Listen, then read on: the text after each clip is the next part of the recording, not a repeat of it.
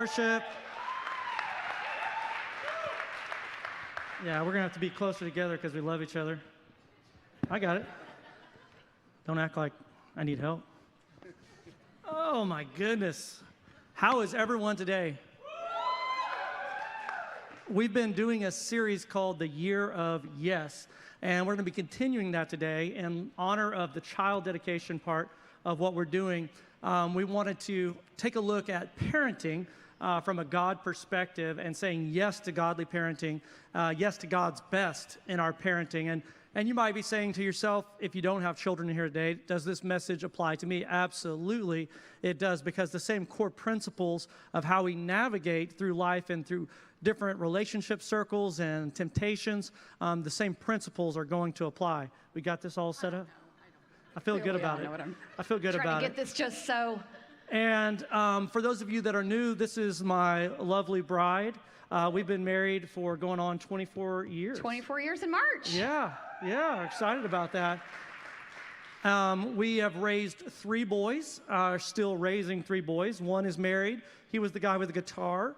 And our second son was over here. That was the first time he's ever sang a solo in church today. So I'm the only person who can't sing in my family, apparently. We're the Von Trapp-Borns, and so excited about that. And so we want to just share some lessons that we've learned along the way. And also, we're going to take some questions, and if we need bonus time, we'll have time for that at the end of today's services. So I'm going to put my number up here on the screen, and if you would, put it up there at this time. And if you want to, go ahead, get your phone out, and you can shoot a text, because you might have a question later. And if you don't take it down now, then you're not going to be able to ask that question.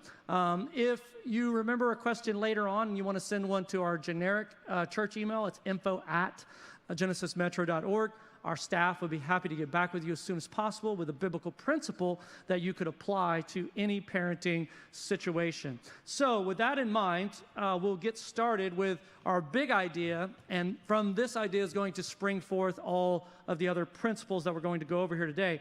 In Proverbs 22:6, if you would put that up there, it's the famous verse. It says, train up a child in the way that they should go, and when they're old, even when they're old, they will not depart from it.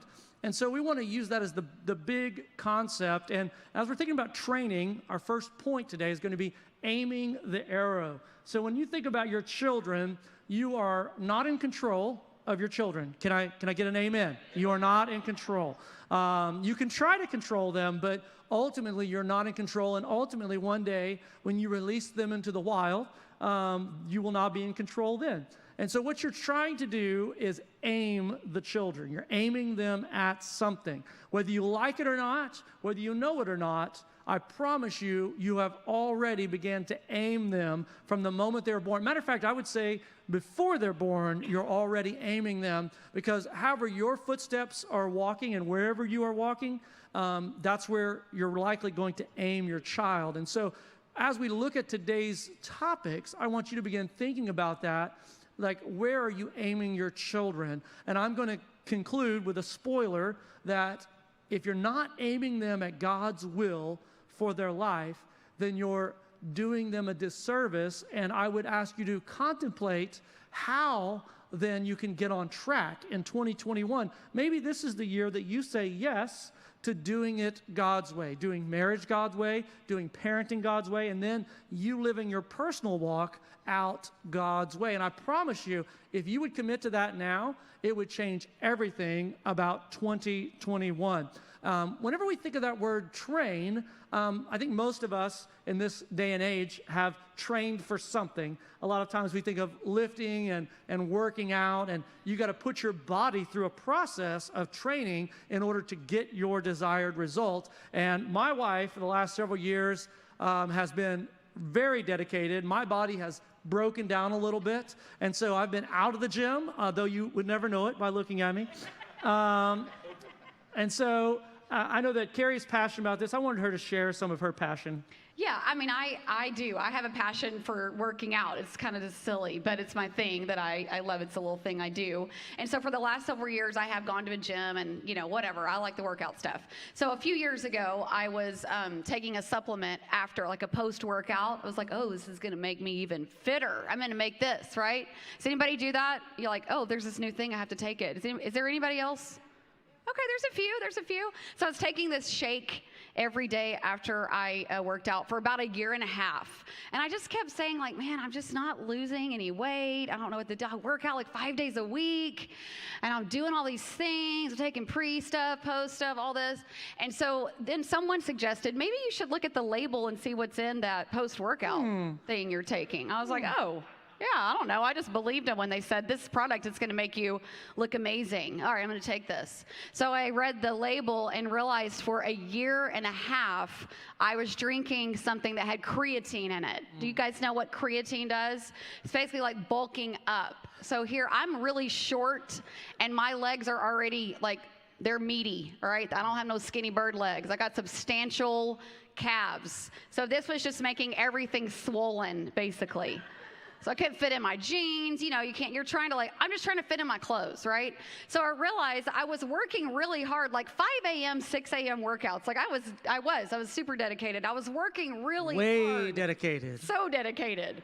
But I think what I learned from that, we were talking about it last night, was that I was letting something in that was working against me, even though I was working really hard. So that's the first question we wanted to pose to you today was, are you letting something in that's working against you in your parenting? Are you sure what is going in is everything that you've approved, everything that will help you get to your goals with your kids? Yeah, I think that's an important question to ask because I don't doubt that any parent in here isn't working hard.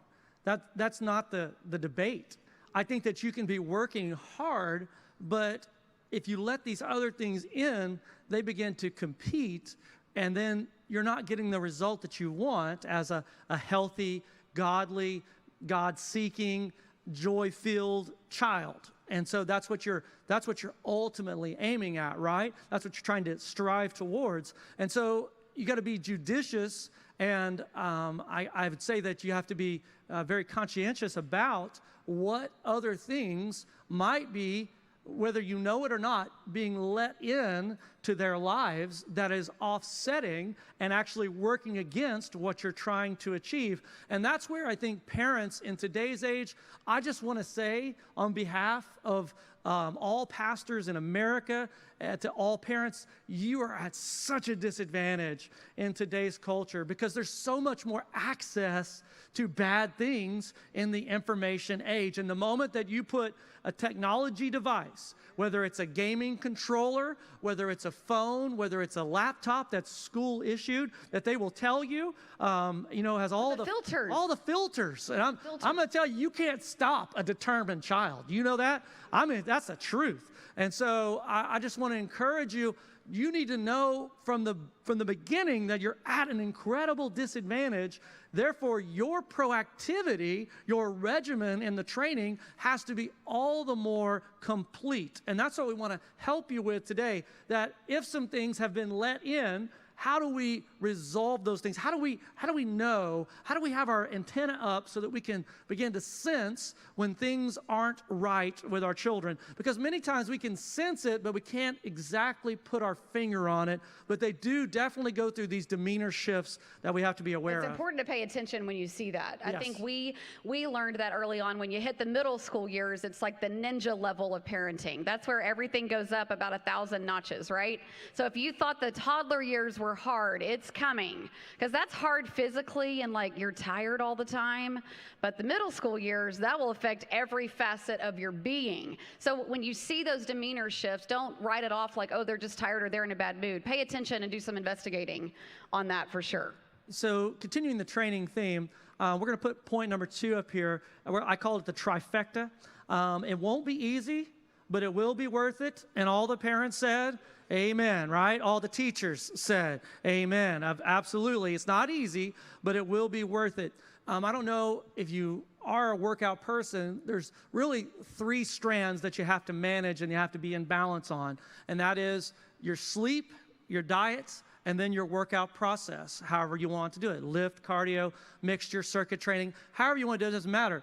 But the amazing thing is, I've known people that are so dedicated to the lifting. I mean, I've worked out with guys that are just beasts. I mean, they're just like, Like you? And Like you? No. I never make the noises at the gym. That's never me. It's like, yeah, okay. And so, but you see people that put that much effort into moving that much weight, and then they rob themselves because they can't eat good. They can't eat correctly. They can't eat a healthy diet. So they're putting all this effort in, straining out to the max, lifting as much as they can, running as far as they can, but they're not getting the desired result. Same thing with sleep.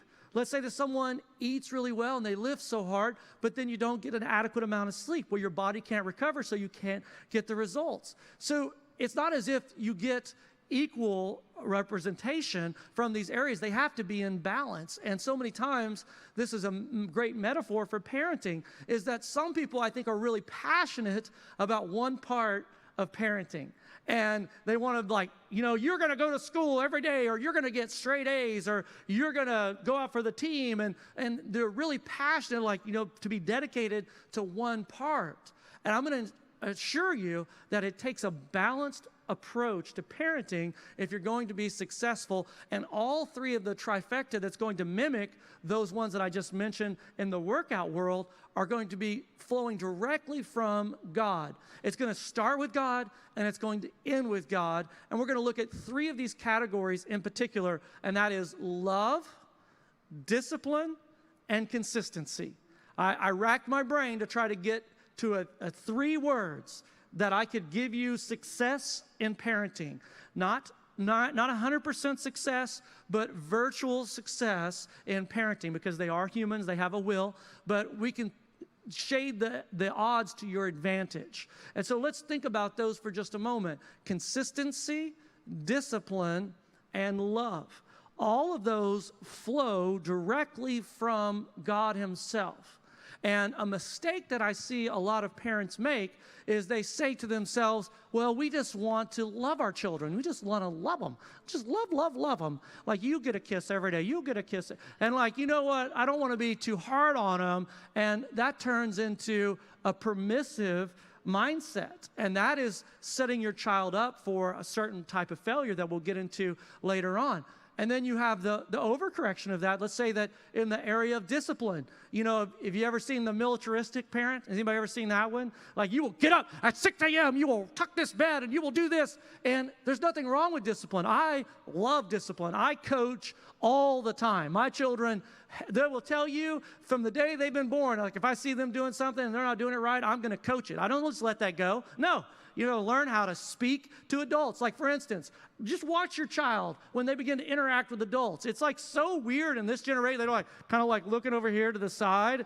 It's like, you look I, Daniel son. You look I. And so that's Mr. Miyagi from the Karate Kid.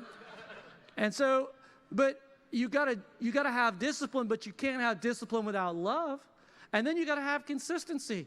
If you're not consistent in modeling the behavior, then before too long, they're going to follow your example.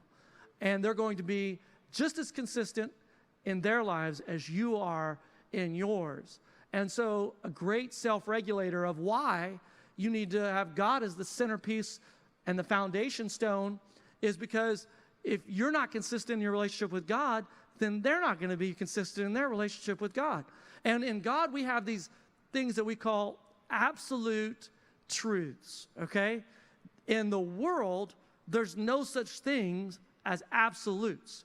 And in today's culture, would you agree, just by shaking your head, that whatever you thought was absolute when you were 10 years ago, 20 years ago, 30 years ago, some of you maybe 50 years ago, were those absolutes, are they still in play today in today's culture, or has the line changed in almost every area of morality? Has it? Yes, absolutely. Well, if that's the case, if the world is constantly changing, and then how you were raised, most parents raise their children how they were raised. But at best, you are only at your best. Do you want to parent from your best, or would you rather have God's best? Which one do you want? Because at your best, I promise you, you got some blind spots. And your children will expose those blind spots. If you're a fun-loving parent who's like, yeah, let's live by the seat of our pants and let's never correct them. And when they knock the sippy cup up, I'll pick it up 15 times. Well, you're instilling patterns into that child that you're always going to come along and fix their mistakes. So then that child goes to school. And now you get a bad grade. Oh, now I'm going to send a letter to the counselor because it can't be possible that my baby made a C or a D. Yes, your baby did, because your baby didn't learn discipline. They didn't learn that they got to buckle down. They can't just have fun. They just can't play on the Xbox. And so these absolute truths they're not retained in human beings. Our philosophies don't have absolutes, but God does. So if you build upon God's absolutes, you can know, you can trust it, take it to the bank that his precepts, principles, and patterns are absolutely going to work 100% of the time. That was a lot.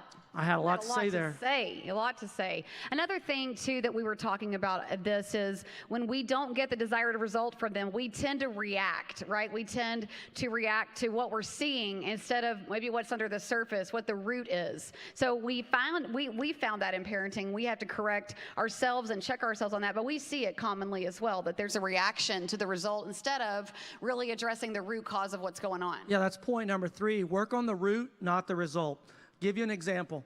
Let's say that your child is acting selfish. Does anybody's child ever acted selfish? All right.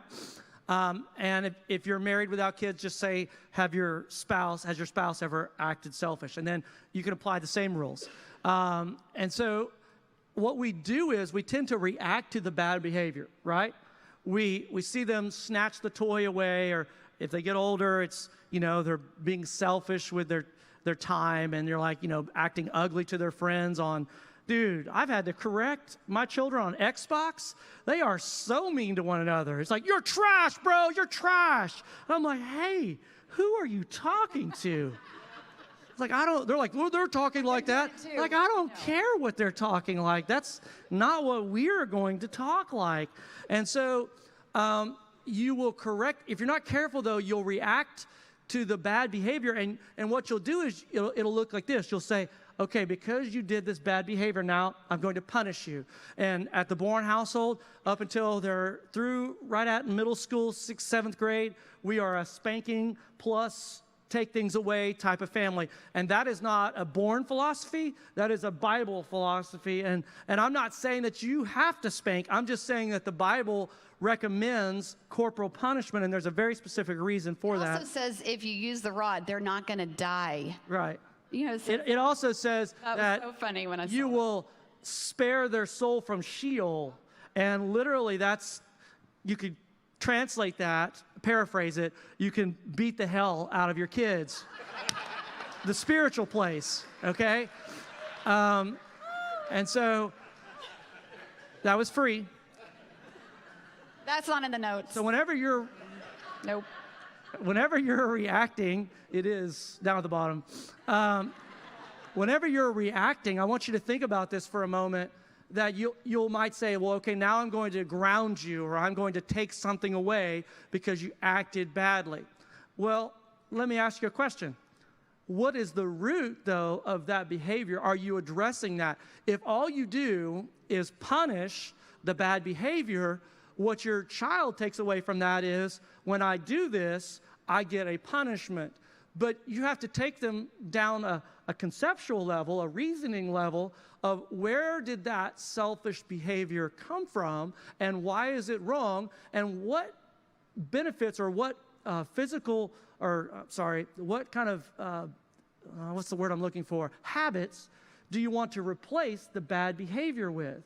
So for instance, we might say that this week, if we have chores to do, that you are going to do your brother's chores for the week, or we might lend our children to other families that we are friends with. You're gonna mow everybody's lawn. And they go mow people's lawns, and they don't get paid for it. And they learn to be self-sacrificing, and that is a behavior that we're replacing, the bad behavior with. And so if you just stop at punishment, I think punishment is appropriate, but it's not the end game. And so once again, that balance, you got to have consistency, love, and discipline. So you have to train the new behavior in. If they're lying, then you have to work on telling the truth. And you might want to go grab a verse, and they have to write that verse, let's say 100 times, because you're wanting them to see that it's not just your philosophy as a parent that you're coaching from God's word, how they should interact in this world. And so it gives them a different set of circumstances, because when that foundation isn't consistent in you, what you'll find is your children begin to wobble, and they might even begin to sink. And here's the alert for you. As they get older and their peer group expands, middle school and high school, maybe even on into college years, if you're not careful, they will look to substitute the foundation of you being the voice in their life to their friends, to the internet, to Instagram, Snapchat, everything. That becomes the foundation, and that is a dangerous place. Whenever you have lost the foundation of God, and now they replace it with the friends' voices, the friends' opinions, now you're in trouble, because a teenager believes that they know, when we know that they don't know. And they believe that their friends know, and they don't know. And the friends' parents that allow the things that you know are biblically wrong, they begin to think that those parents are right if you're not careful in teaching them, not from your philosophy, but from God's word, what we're going to stand on and why we're going to stand on it. Well, because the whole idea is that they begin to adapt it for themselves as a life code, basically. That it's not, I do it just because my mom and dad make me do it, but that they start adapting it and they start really embracing that of their own heart. One of the things Tim and I were talking about was that this is a marathon, right? Parenting is not like a quick sprint, or like, I decided to go for a walk today because it was COVID and they said you should walk a couple times a week. You know, you can't just wake up one day and decide you're going to run a marathon. Is anybody, if you were going to run a marathon, you would know there would be some training involved, right? So it takes, actually I did a little research, it takes 5 to 6 months to train. You can go from a couch to a marathon in 5 to 6 months. Did you know that? Tom, you should do it this year. You can. The internet said you could do it. I believe you can.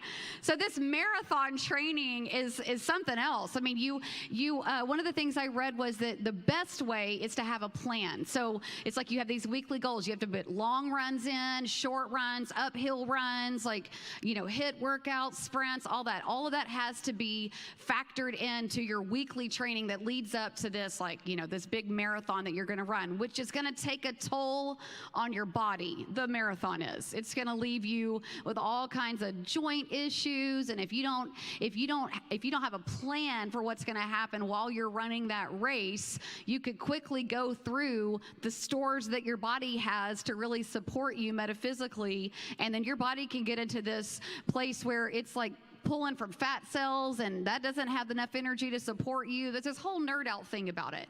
And then what happens is you hit the wall. It's called the runner's wall. And I was wondering if anybody ever Any parents in there? Parenting wall. Hey, raise your hand if you've ever hit the wall. Yep. Yeah, absolutely. Right? You hit that wall. But I have had enough. Yes. And that's when you tap out. You're like, you're up. I'm taking a 10-minute time out for mom. Has anybody gotten there? Take a breath. Mom is going to count to 10 for a moment.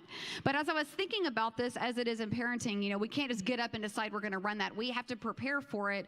And that is exactly how it is in parenting, that we need to wrap our lifestyle around God's word. We have to wrap our lifestyle around this idea of godly parenting. Like if you were going to train for a marathon, it would become your life. You would schedule everything around your trainings and your runs and how you were going to do that. That is exactly the way it is in parenting. Everything becomes about that, and it kind of dictates what we do, when we do it, how we do it.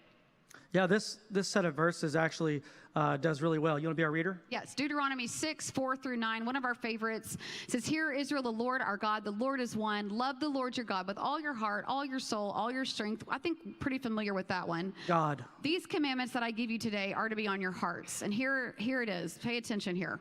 "Impress them on your children. Talk about them when you sit at home and when you walk along the road, when you lie down, when you get up. Tie them as symbols on your hands and bind them on your foreheads. Write them on the door frames of your houses and your gates." What we love about this is that this tells us that this is integrated into every layer of our day. When you get up in the morning, when you leave to go out about your day, when you come back home, when you're sitting around the table at night, write it on your forehead, get that stuff all over them, right? On the doorpost, on the gates of your house. I wouldn't literally write it on their forehead, but figuratively. Right. But this is what they did in the Old Testament, and it tells us this is a pattern for us to follow, that this has to become so integrated. I met with a mom a couple of weeks ago who was having some trouble with her middle schooler who's feeling a lot of anxiety and depression, and some of us have probably seen that, especially in the last year. It's not just us that have struggled with mental anxiety. Our kids have as well. And we were talking, she was telling me all the things they were doing to combat this. They've gotten counselors, they're working on medication, and all these things. And she was giving this long list, and I said, "Well, what are you doing to combat this spiritually?"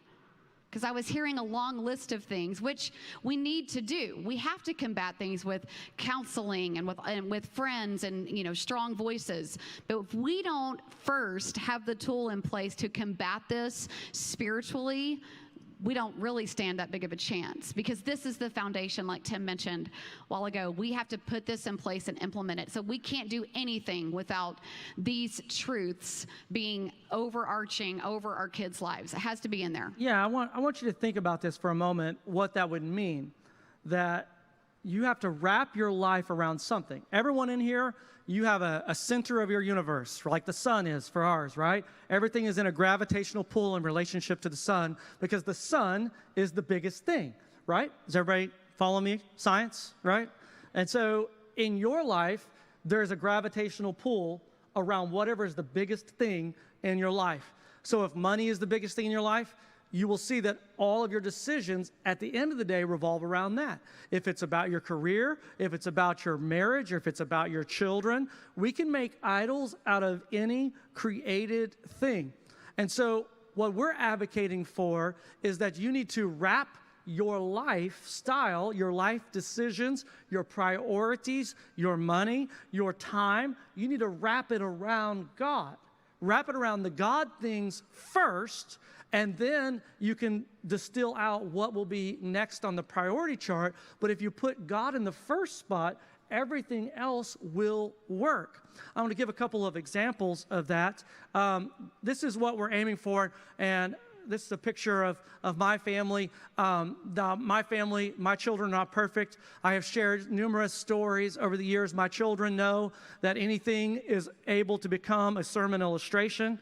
And so, and we are not done. We have not, raised perfect children. But I want to say this. We have raised godly children. And we have one that leads worship, one that preaches on Wednesday nights, and we have the other one, you'll see him at the top. He's already serving and teaching lessons back in the GM Kids areas. And how do we accomplish that? It's because my children know, and it's not because, don't you dare put me in, well, he's a pastor. No, I'm a Christian. And I would do this if I was you sitting in the audience, going and working a regular job. But we wrap our entire life around God, around what God wants us to do. We make decisions on our schedule based upon what's best for our relationship with God. Because there's so many booby traps that are out there that you can get into a sport. And I've seen dance, I've seen cheerleading, I've seen basketball, baseball. I've seen that literally rob people of the spiritual foundation that they had in the best interest. They just wanted to get involved, get their kid involved, and those are good things. But you can't wrap your life around that, because at the end of the day, is baseball going to save their soul? No. Is baseball going to lead them in the way that they should go? Will it be a foundation that stands up under the temptations of life? No. And to give you a further illustration, just to go full nerd on you, if you went to church every Sunday for the 18 years, let's say that right out of the womb, you were at church on that Sunday, okay? You got 18 years worth of Sunday, so you multiply 18 times 52, that's 936 hours, okay? If you count a sermon as an hour, 936 God hours will be spent listening to God advice. That's one season of Lone Star football, okay? One season. I want you to marinate on this, parents. If all you have is Sunday mornings and you don't wrap your life when you're walking day by day with them, when you're eating at the dinner table, when you're going on family vacations, if you're not wrapping it around God, guess what? That one season, plus all the other school things, plus all the other chatting, and plus all the other gaming with all these other, those voices are going to be way louder than just the 936 hours they get from the church. Those other voices are competing with the God voice in their life. So you have to be in tune, and you have to be searching after God in your life. Otherwise, those other voices, they're going to drown out the God voice in your life. So more than just Sundays, it has to be a lifestyle. And you might want to consider what things might you have to eliminate. We've even gone through seasons where we eliminated all extracurriculars so that we could focus our family on what God wanted. If they miss a season, trust me, when they're 25, that season is not going to matter. But if it was a season they struggled, and you allowed those things to take precedent over the God voices, the God times in their life, and now they end up making decisions that are going to affect the rest of their lives, you'll regret that as parents. But you'll never regret that they were here every Wednesday night for Fuse, that they went to every camp, even if the coaches said they might cost them their starting job. Who cares? If they get it right for God for the rest of their lives, it doesn't matter what you lose in this world if you get God right. And the parents said, That's good. That's good. Preach it, Pastor Tim. I encourage myself in the Lord. I heard that. That's good. One last verse to share with you, and this will be our final wrap-up, is in Hebrews chapter 12, verse 11. Let's just read that one really quick. Yes, and I'll take questions. If you have them, please text them to me. Yeah, you can start texting, and he'll read through these. This verse says, "For the moment, all discipline seems painful rather than pleasant, but later it yields the peaceful fruit of righteousness to those who've been trained by it." So there's our word again, trained. So the thing we want to say, our last point, is that it might be painful rather than pleasant, but it does produce peaceful fruit. And that's what we're going at. So at every level of parenting, every age of your kids, no matter what age you have, you can implement this into that level. It will seem painful in the moment. It's not fun to try to outlast a 3-year-old on the sippy cup throwing, right? Has anybody, do you know what I mean? Like they throw it down and you pick it up. After a while, you're like, I have become a chess piece on their board. They're playing me, right? You realize that. I can remember Titus, he was, 6 or 7, and I wanted him to eat broccoli. He's about to have a war with food, and he was like gagging, acting like he was gagging, like, and I'm like, we had been at this for 30 or 40 minutes. I'm like, if you throw out that broccoli. Let me share one thing real quick.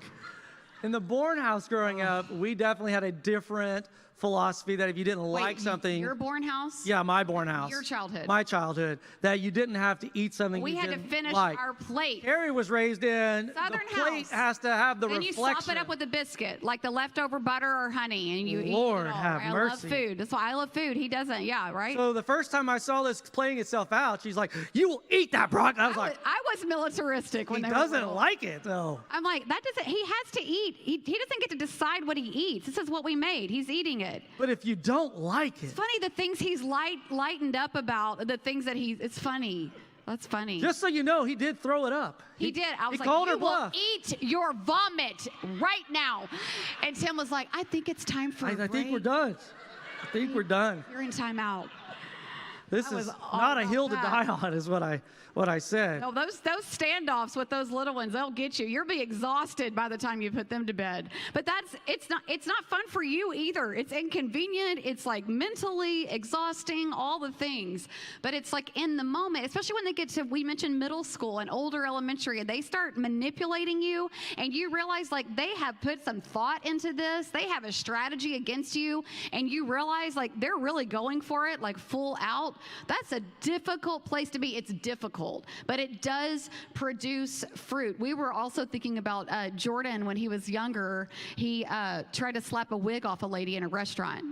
Remember that? My dad was, my mom had passed away and my dad was dating. And that's a new fun thing whenever your parents start dating at older ages. Weird. And she had this jet black wig and long jet black I don't curly. even know what went through his mind, but he slapped that thing as hard as he could. I just caught him by the arm and we just kept walking, and we had to go through some discipline over that. And so, yeah, it's not ever going to be easy, but what you tolerate is what's going to grow. If you don't pull those weeds out at the young age, boy, I'm telling you, the next thing you know, they're doing things that are way worse when they get older. Well, and one of the things that we talk about a lot is the patterns that you see and the behaviors that you allow at 2, 3 years old. You just fast forward 10 years. It's not cute. No. It's not when they look at you and they say no. Like you tell them to do something, they look you straight in the eye and they say no. That is your moment. Right, if you allow that. And dads, let me tell you something. You are weak if you sit there and you let your children disrespect your mom. If they learn to disrespect their mom, they will carry that exact same disrespect into their marriage when they get older. You don't allow that. You're not allowed to sit on the sidelines and just say, oh, I'll let her take care of it. No, you hear disrespect, you are in their face, and we are dealing with this right now. Get in the game. You're not going to disrespect your mom. You don't want that behavior at 12, 13 years old, and that's what you'll see. If you allow it when they're young, that's what you're going to see manifest in 10 years. Just take it to the bank. Whatever you allow when they're younger, that's what I'm telling you right now, not even a little bit. You say like, oh, that was boring. No, it's not. You don't allow a little bit.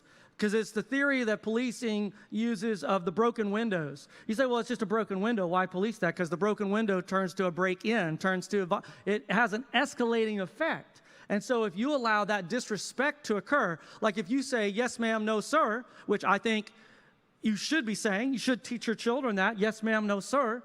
And if they don't say that, then you reinforce it until they say it. And you learn to teach them when they're at school, when they're at church. You say, yes, ma'am. You say, no, sir. And you say, well, I mean, do you have to be that rigid about it? I mean, like, can we? Yes, you have to be that rigid about it because it teaches them a respect for authority. That is actually a segue to the gospel of Jesus Christ. If they don't have an appreciation for authority, then that means that they don't have an appreciation for right and wrong. If they don't have an appreciation for right and wrong, then they don't have an appreciation for sin and its consequences. But if they learn that when I do wrong, it has consequences from my Father, then it is a great segue to, because we have sin in our lives, it had consequences from the Father, but God made a way through Jesus for us to receive grace. And so you're actually preaching the gospel by instilling love, discipline, and consistency. Which are all the things the Father is trying to teach us. Is it not? That's what this is. It's a mirror of it. That was really good, really good. All right, we got questions.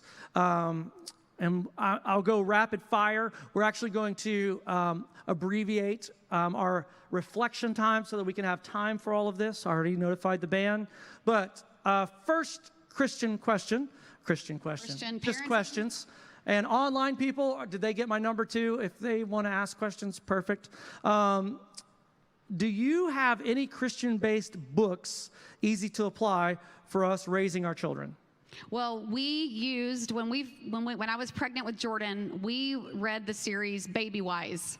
And that's what we planned basically everything around. Now, a lot of people don't like Baby Wise, but it basically teaches you parent-centered learning. It's not child-centered, so that your kid is not learning to grow up where the entire world revolves around them at home. So Baby-Wise is based on Christian principles, and it goes all the way through, like it goes toddler-wise, I don't know, it goes all the way up, all the way up. But we took the big principles out of those books and we applied them. It teaches you things like the high chair training, like very practical things that would get these really pillars in place within them internally. And it's never too late to start. So you're like, hey, listen, my kid's 10, I messed it all up. Well, you can start anytime, but that's a good one. And I think the kids' love languages is another one too. That's a really good book. Yeah, and again, I think with not much effort on a Google search, finding Bible verses, you can literally type in Google Bible verses on selflessness, Bible verses on gratitude, and just reinforce that verse and why it's important. So that's the way punishment looks like for me. Whenever I sit my child down, it'll be a discussion of where that came from, what the long-lasting effects if we keep doing this. Do you want to be known as the person who doesn't tell the truth? Do you want your character to be called into question? No? Okay, well then, what do we need to do differently so that you don't get in that position? Don't think that they're too young to start reasoning with them on the proper level. That was one of the questions.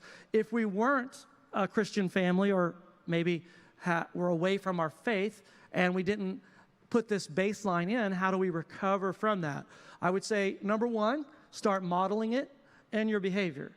Again, if they're older children, then if they're out of your house, then you have to be consistent just in the way you walk, and then you constantly are trying to invite them back into that path. Because as I've heard, parenting doesn't stop when they graduate high school. No. They're like, man, parenting adult children might be harder than actually parenting them when they're young. I've heard a lot of people talk about that. I'm gonna try to rapid fire through some of these. How do you stay consistent teaching in teaching without it working against us, like wearing the kids out? Now, this is a good one.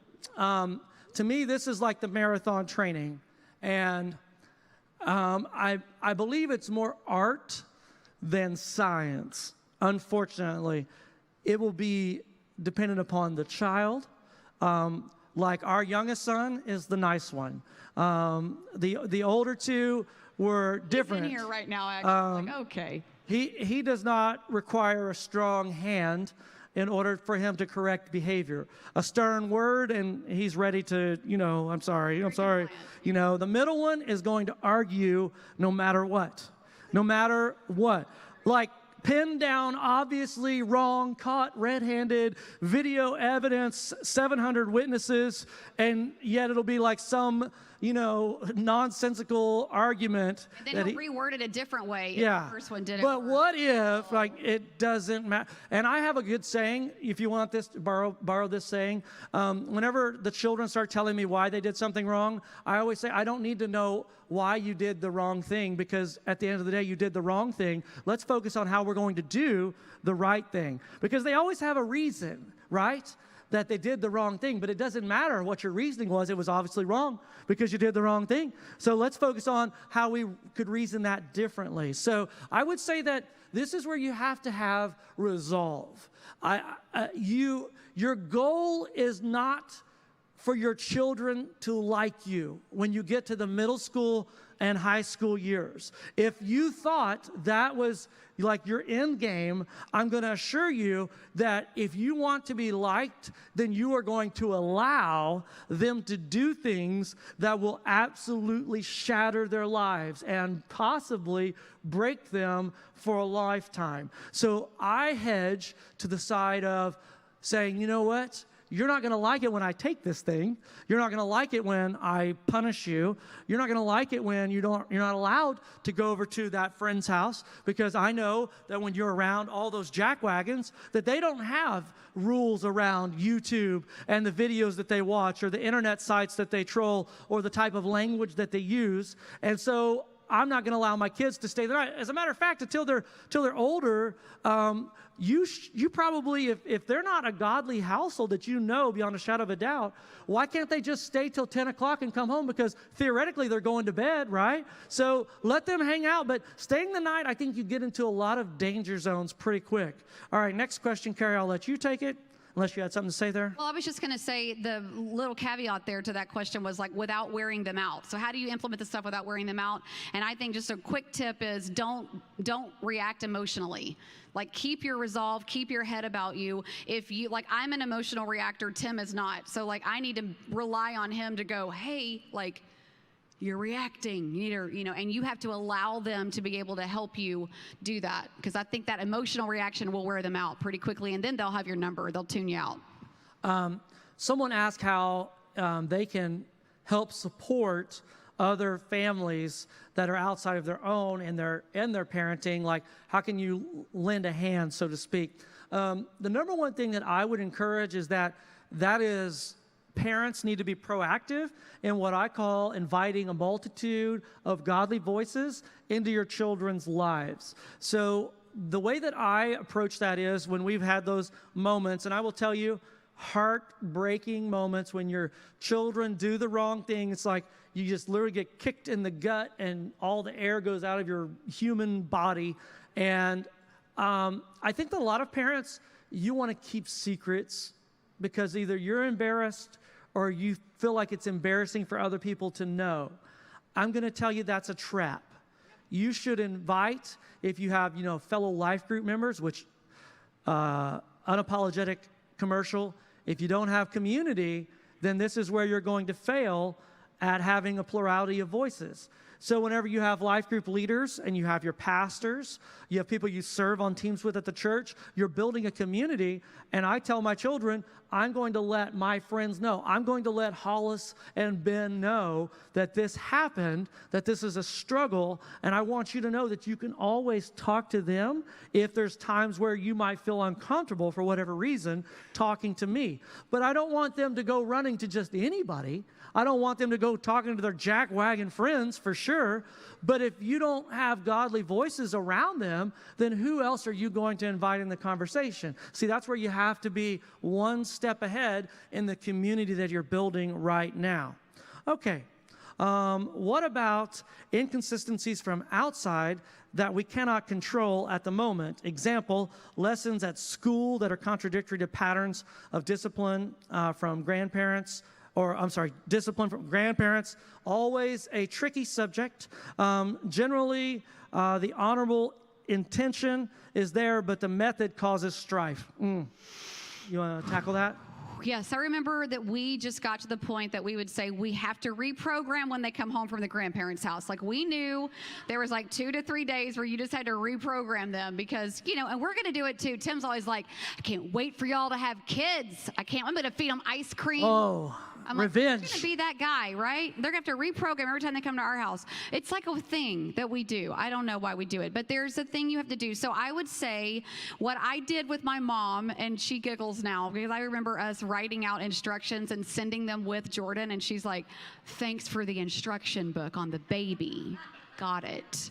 Now I see how insulting that probably was. But I was he has to take a nap at this time of the day. He's sleep trained. This is important. If you get him off sleep, none of us will sleep. It was all those things. And I had to learn when to give my mother instructions who raised 3 successful daughters and when to back off. But I know that I did talk to her about this is why we do this. This is why we love your help in this when you have them. We want you to have the kids. So we want you to help us and partner with us in this. Have a conversation. But be okay that let them be grandparents and have fun too. That's fun. As far as the school stuff, do you want me to answer that really quick? Well, we're up against a hard stop. Well, just inconsistencies with school, I would say we always just talk through those things. We don't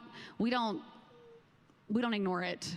No. So if there's inconsistent discipline that's happening at school or inconsistent teaching or something. Or just principles whenever they're getting indoctrinated by a liberal philosophy that is not in keeping with the Bible, we're not send our child to school to try to debate every teacher, but we are going to say, this is what the Bible teaches, and this is where it doesn't line up with what you're being taught at school, and this is going to be something that you're going to face all of your lives because there's not agreement on the truths that are sometimes taught in secular school. But that's not something that we have to run away from. It's just something that we have to address as it comes up. All right.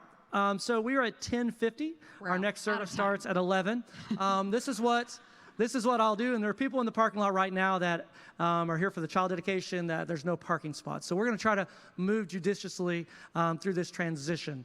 But I will tell you this, we'll do a podcast type of episode this week and answer the rest of the questions. And so just be looking for that on Facebook and online. And make sure that you share this service in your social media strands, because I think there's a lot of people that are looking for this type of information, and if you help out, it might lead them to some truths that they don't have currently.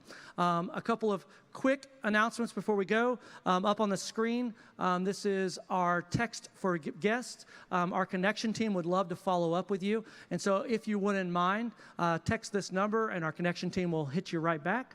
If you are a member and you would like to give today, you can text to give at this option. Obviously, whenever we hear lessons like this that are life-changing, this helps us. This helps us to present the truth, and we believe in giving and investing in that next generation at Genesis Metro.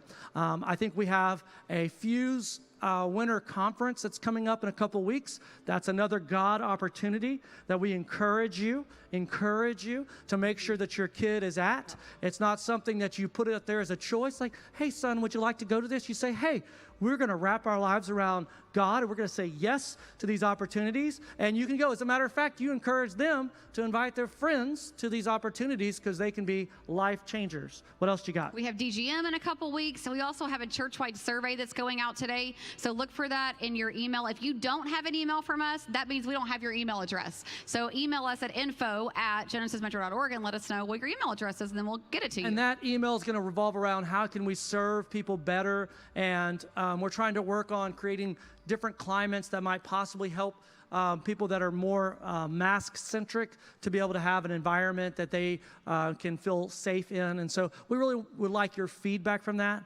Also, if you would like to help serve in one of our amazing kids ministries, you can simply always use the name of that ministry at genesismetro.org. And if you're new to our church and you say, Tim, we want to help out, we want to serve, which we believe every family is called to serve in the church, please send us an email and we'll get you trained up and we'll get you in the game. If you could move expeditiously out the door so that we could